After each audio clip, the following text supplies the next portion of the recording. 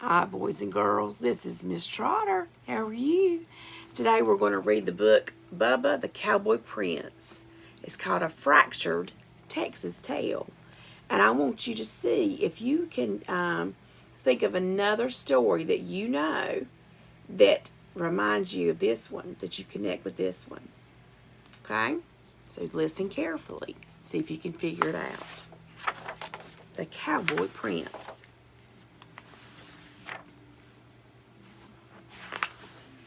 Once, a strapping young feller named Bubba lived on a ranch with his wicked stepdaddy and his hateful and lazy stepbrothers, Dwayne and Milton.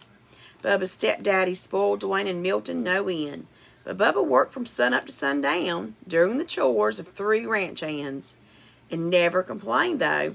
He loved ranching.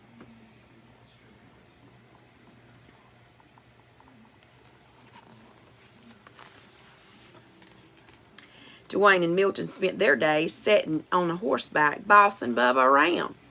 "Get them doggies along there, Bubba," ordered Dwayne. "Yeah, and watch out for them cow patties," added Milton. "You know how Daddy hates for you to track up the house."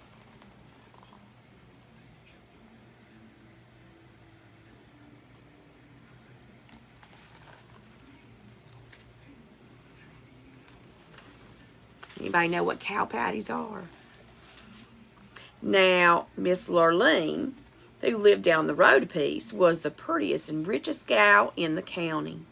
She owned the biggest spread west of the Brazos, and she loved ranching too, but it was lonesome work, and after a while she decided it was time for some companionship. "I aim to find myself a feller," she said, "one who loves ranching as much as I do, and it wouldn't hurt if he was cuter as a cow's ear." Miss Lurleen decided to throw a ball, and she went and sent invitations to all the ranchers in Texas.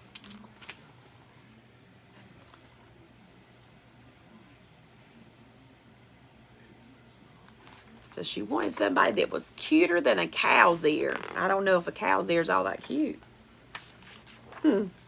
Soon the day of the ball arrived, and Milton and Dwayne spent all day getting gussied up in their finest duds. Bubba about ran himself ragged waiting on them. "Bubba," shouted Dwayne, "fetch my bolo tie." "Bubba," shouted Milton, "get me my boots polished." "Bubba," shouted the wicked stepdaddy, "brush them horses and wash that wagon."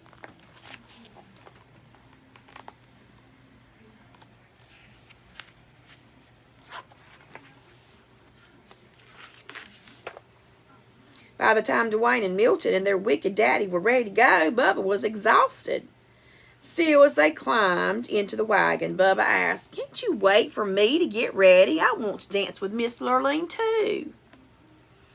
Dwayne and Milton and their wicked daddy just hooted and hollered. "Why, you're sorrier than a steer in a stockyard," said Dwayne. "Can you imagine Miss Lurleen dancing with the likes of you?" said Milton.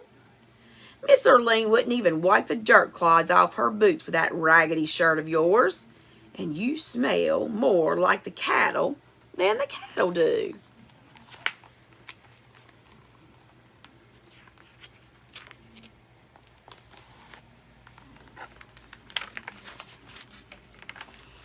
Bubba took a look at himself. It was true. He didn't have a decent shirt to wear. His boots were downright disgraceful. He did smell a bit rough. Milton and Dwayne were right. Miss Lurleen wouldn't dance with the likes of him. Bubba hung his head. He felt lower than a rattlesnake in a gully. Milton and Dwayne and their wicked daddy went on off to the ball. Bubba mounted his horse and headed for the pasture to check on the herd. The sky was getting darker than a black bull at midnight. It looked like a Texas thunderstorm was brewing. Can you see what's in the clouds?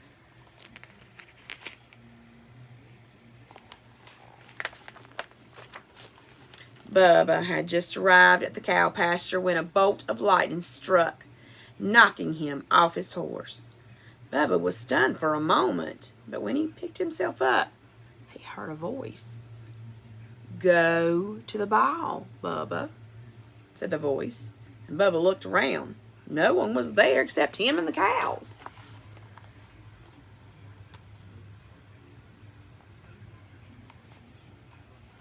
I wonder who was talking to him. Now Bubba figured he bonked the bejeebies out of his bean, 'cause the voice was coming from a cow. She chewed her cud for a moment and then said, "I'm your fairy god cow." That's so funny. "And I can help you go to the ball." Bubba sat up, rubbing his head. "I'd like to go, Miss Cod Cow, but shoot, I don't have a thing to wear." The fairy god cow swished her tail, and Bubba's raggedy clothes changed into the handsomest cowboy duds he'd ever laid eyes on.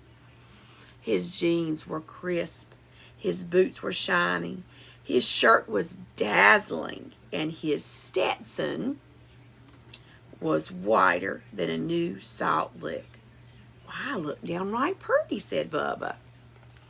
So Stetson is a cowboy hat. Miss Trotter used to like to wear those when she was younger. That's why I have this one. The fairy god cow swished her tail again, and a nearby steer turned into the most beautiful white stallion Bubba had ever seen. "Now you can go off to the ball, Bubba, and have a good time dancing with Miss Lurleen. But you'd best be home by midnight, 'cause that's when the magic runs out." "Yahoo!" shouted Bubba as he jumped on the white horse and galloped off to the ball.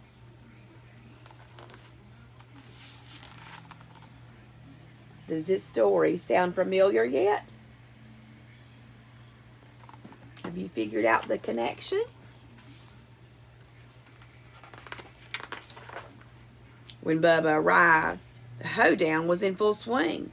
But every time Miss Lurleen finished a dance, she yawned. "There goes another $10 Stetson and a 5-cent head," she complained. "Where are all the real cowboys?" By the time it was Bubba's turn to dance with Miss Lurleen, it was almost midnight. Soon as she saw Bubba, Miss Lurleen's eyes lit up. "Why, you're cute as a cow's ear." Bubba blushed, then took Miss Lurleen in his arms and started dancing. Dwayne and Milton turned purple with jealousy. "Who is that dude?" said Dwayne. "I don't recollect seeing him before, but he looks a mite familiar," said Milton. "Do something," said their wicked daddy. "That cowboy's winning Miss Lurleen's heart."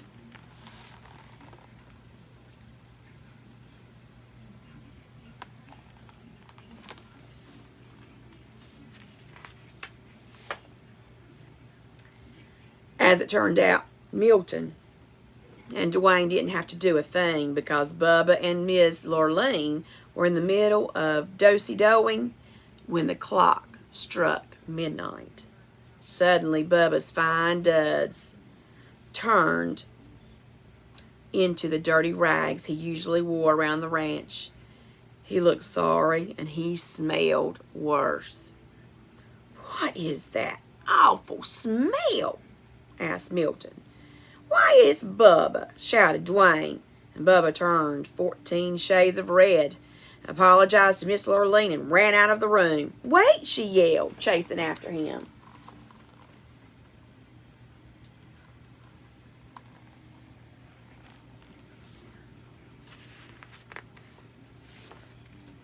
But Bubba didn't wait. He jumped on his cow and lumbered off into the night. In the ruckus, he lost one of his dirty cowboy boots. Miss Lurleen clasped it in her arms. "This is the boot of a real cowboy, and the man I want to marry, and I aim to find him." Miss Lurleen went back inside, and though she asked everybody at the ball, nobody knew who the mysterious cowboy was.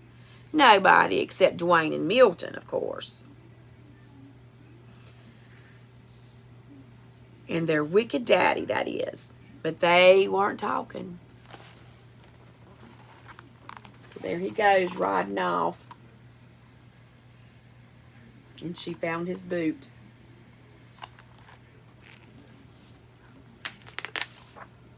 The next day, Miss Lurleen went from ranch to ranch looking for the cowboy who owned the boot. When she came to Dwayne and Milton's ranch, both brothers tried the boot on, but it didn't fit. Miss Lurleen had just climbed on her horse to leave when Bubba rode up. He was dirty and sweaty and smelly from working with the cows, and he was only wearing one boot.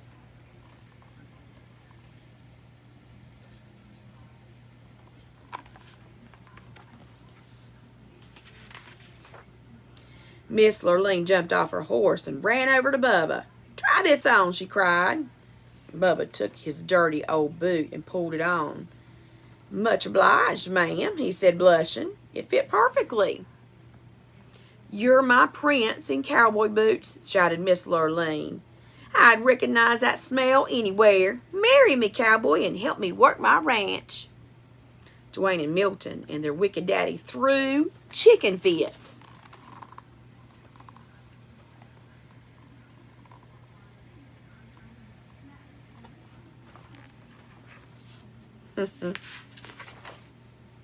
But Bubba just smiled, and he and Miss Lurleen rode off into the sunset.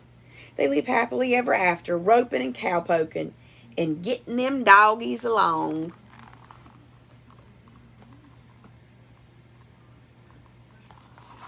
Did you recognize that this story is like Cinderella?